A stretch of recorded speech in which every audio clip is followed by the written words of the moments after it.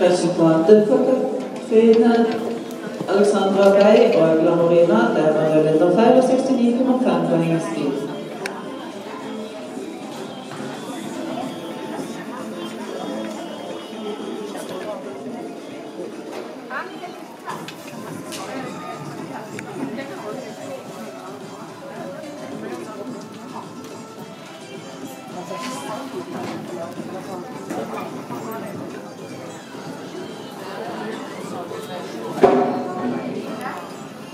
Jag läser.